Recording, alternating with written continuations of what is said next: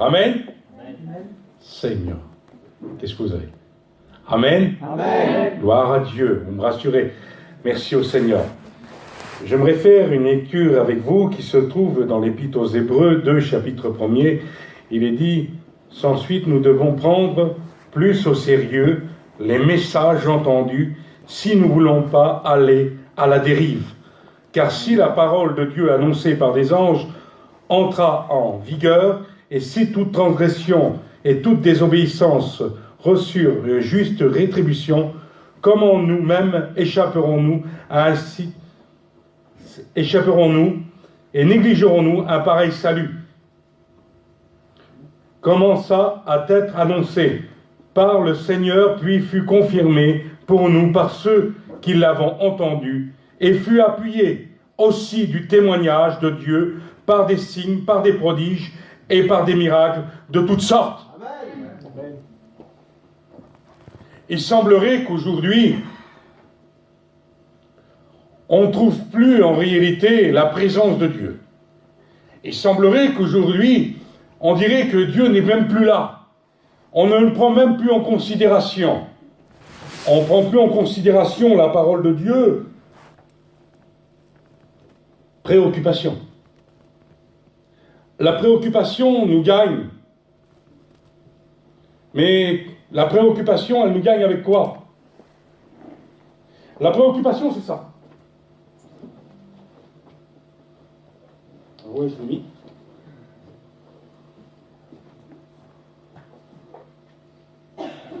Parce qu'on entend des signes, des prodiges, des miracles venant de toutes sortes, de toute église.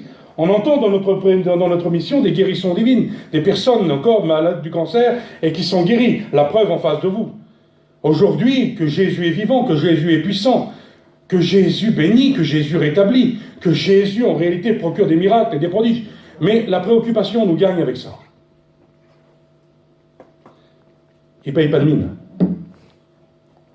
Alors on l'appelle Samsung, Apple, ce que vous voulez, iPhone 8, 4S, ce que vous voulez, mettez les noms que vous voulez. Les noms des portables que vous voulez. Mais un portable reste un portable, il sert à téléphoner. Vous pouvez avoir le plus beau des portables, et moi le plus ancien qu'il peut avoir, il y aura toujours une touche verte et une touche rouge dessus, à moins de raccrocher et décrocher. Sauf qu'il y aura plus d'applications sur le tien. Et tu passeras plus de temps dessus. Alors la préoccupation nous donne quoi? Elle nous donne du souci. Elle nous donne de l'inquiétude. Elle obsède nos pensées. Oui, on est constamment dessus. Elle nous empêche de penser clairement. Elle revient sans cesse dans notre conscience. Elle nous donne de la solitude. Elle nous donne du tourment. Elle nous donne de l'ennui. La préoccupation, dans Ecclésiaste 2,22, il est dit « Que reviendrait-il en effet à un homme de son travail, de la préoccupation de son cœur, objet de ses fatigues sous le soleil? Tous ses jours ne sont que douleur, son partage n'est que chagrin. Même la nuit, son cœur ne se repose pas. » Alors il y a de la préoccupation dans vos cœurs.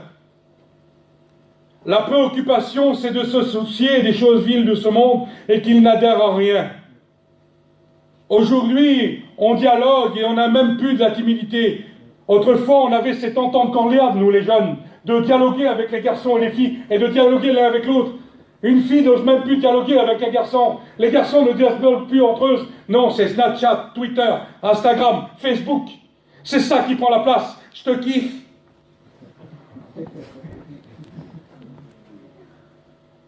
TFK, tu fais quoi? Ah oui, mais je vous mets un petit peu à la détente.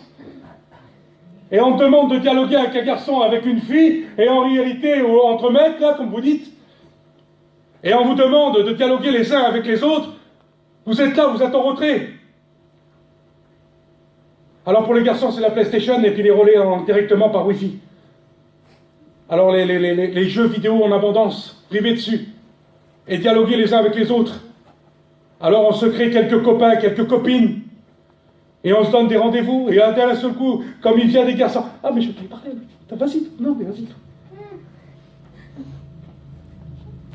Où est le dialogue? Où est le dialogue de l'unité, en réalité, de dialoguer les uns avec les autres? Vous ne voyez pas que le diable vous a tout pris? Il vous a pris le dialogue, il vous a pris votre vocabulaire, il vous a préoccupé dans vos pensées, ou que vous ne réalisez même pas que vous êtes dans la réunion. Il vous a tout pris. Jeune fille, jeune garçon, il t'a tout pris. Tu n'as même plus de langage pour dialoguer avec quelqu'un. Simplement le mot bonjour, tu n'arriverais même pas à le dire. Simplement le mot merci, tu n'arriverais même pas à le communiquer. Faute de ta tiédeur et faute de ta honte. Parce qu'en réalité, ta vie n'est que digitale. Elle correspond, faute de souffrance. Et en réalité, comme tu dialogues, dès l'instant que tu dialogues, alors là-dessus, tu es forte ou tu es fort. Parce que en un seul mot, sans regarder, juste en parlant à ta copine, tu fais ce que tu penses dans ta tête avec un SMS ou tu l'envoies par Snapchat. Juste sans regarder. Ce que tu penses dans ta tête, tu l'écris. Moi, il me faut environ, pour écrire 2 mots sur une ligne, pour envoyer un SMS, il me faut une demi-heure. Mais moi, j'ai une force supplémentaire. Je n'ai pas besoin de dialoguer avec un téléphone. Je dialogue avec lui. Lui ne m'apporte rien. C'est une vie digitale. C'est une vie en réalité qui n'apporte rien. C'est un ordinateur que tu parles. Et il y en a même qui attribuent des noms aux ordinateurs. Sur les nouveaux iPhones, il y en a même qui donnent des noms à des ordinateurs. Aujourd'hui, je vais dialoguer avec un tel. Eh bien, un tel, tu sais, telle musique. Alors, j'ai connu un garçon, moi. Il appelle l'autre jour, il me dit, OK, Google. J'ai dit, tu dis quoi, là? Ben, il dit, je parle à Google. Et j'ai dit, Google, ben, c'est mon téléphone. Ah, j'ai dit, parle à ton téléphone, toi. Non, mais réfléchissez un petit peu. Soyez sensés un peu. J'ai affaire à des adultes en face de moi. Je n'ai pas affaire à des gamins de 8 ans, 7 ans, malgré qu'il y en a très peu. Mais en réalité, j'ai affaire à des adultes. Vous comprenez la vie, vous savez ce qu'elle est. Mais votre vie est digitale. Vos pasteurs vous enseignent que la parole de Dieu veut vous bénir, vous instruire, et en réalité, vous pensez que vivement dehors, vivement la récré, pour sortir, qu'on puisse prendre un brin d'air, et qu'on puisse dialoguer les uns avec les autres, et que je puisse envoyer mes SMS, et que je puisse parler à Facebook, ou que je puisse parler à Instagram, et que je puisse parler à Twitter. On vous laisserait vos téléphones pendant 24 heures éteints, vous semblerez, vous faudrez des perfusions de sang, et vous ranimer par électrochoc.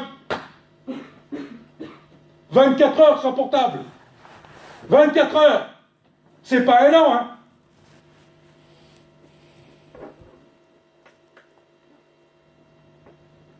Quel travail fais-tu? Quel investissement fais-tu? Comment t'investis-tu dans les choses de Dieu? Est-ce que tu dialogues avec lui comme Instagram et Twitter et Facebook? Est-ce que tu dialogues avec lui? Est-ce que tu as ce réel dialogue? Jeune fille, jeune garçon, est-ce que vous avez ce dialogue? Est-ce que vous avez ce dialogue parce que Dieu est vivant?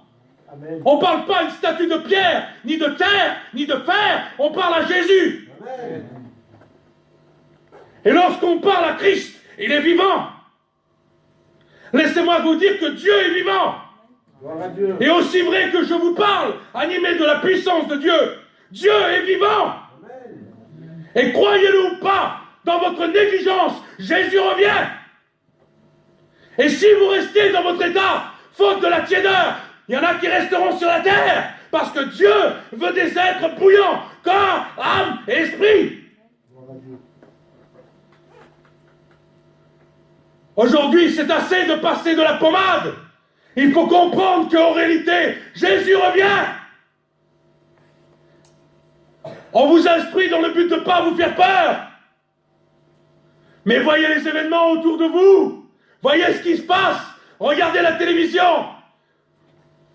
Vous êtes des cerveaux 4 étages pour regarder Internet. Regardez ce qui se passe sur Internet. Regardez Jérusalem. Regardez la vie qui se passe autour de vous. Le monde court à sa perte.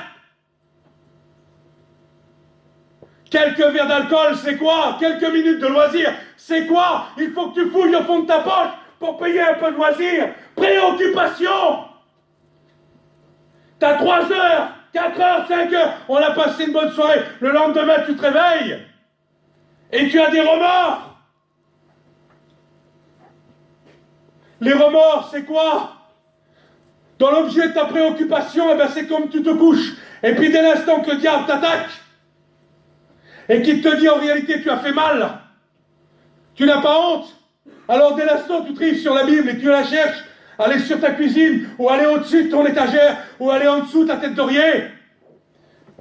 Il y en a qui dorment sur la Bible. Il y en a qui l'ont au-dessus d'eux. Il y en a qui dorment sur la poitrine.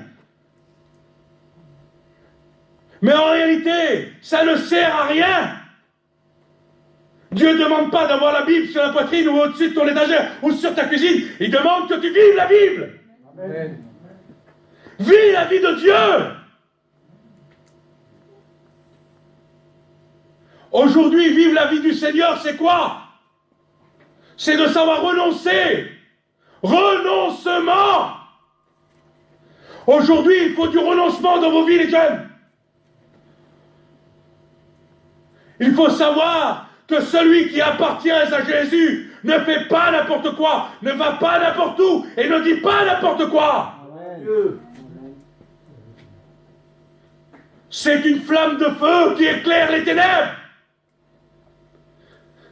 C'est un feu vivant qui est alimenté par la puissance de l'Esprit de Dieu. Et faute de vos négligences, alors vous manquez un peu d'huile. Et un tant soit peu celui qui met d'huile procure de la tiédeur. Et comme on crée de la tiédeur, on crée des espaces. On se crée des espaces. Et celui qui met de l'humilité entre nous et Dieu, c'est le diable.